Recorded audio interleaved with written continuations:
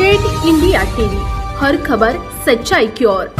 पंकजा मुंडेविषयी आक्षेपार्ह पोस्ट जिंतूरमध्ये कडकडीत बंद।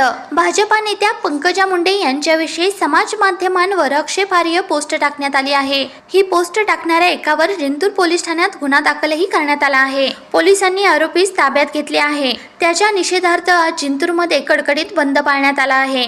भाजपा नेत्या पंकजा मुंडे यांच्याविषयी सोशल मीडियावर अभि तळेकर पाटील या इंस्टाग्रामवर आयडीवरून अश्लील शब्दात पोस्ट टाकण्यात आल्याचे रविवारी रात्री निदर्शनास आले। या पोस्टमुळे सकल ओबीसी समाज बांधवांच्या भावना दुखावल्या आहेत। तर या घटनेमुळे तालुक्यातील सकल ओबीसी समाज बांधव संताप व्यक्त करीत आहेत। जिंतूर पोलीस ठाण्यात रात्री जमा झाला होता। यानंतर सर्व ओबीसी बांधवांनी एकत्र येत अविनाश काळे याच्या फर्यादीवरून सदर इंस्टाग्राम आयडी असणाऱ्या इसमावर जिंतूर पोलीस ठाण्यात गुन्हा दाखल करण्यात आला आहे।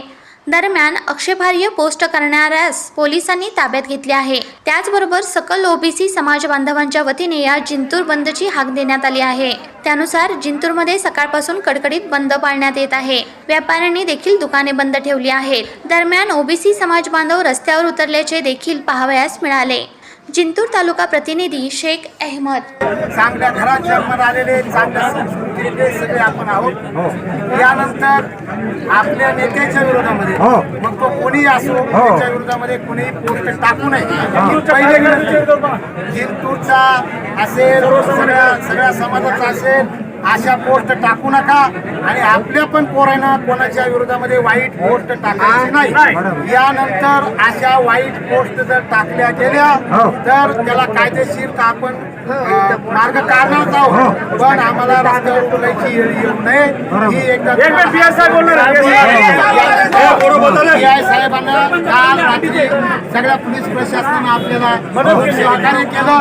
त्याच्या वडिलांना सुद्धा अटक केली, मुलाला अटक केली। त्यामुळे प्रशासनाचे मी आभार आणि मार्केटच्या सगळ्या व्यापाऱ्यांचे आभार। तुम्ही आला तुमच्या सगळ्यांचे आभार।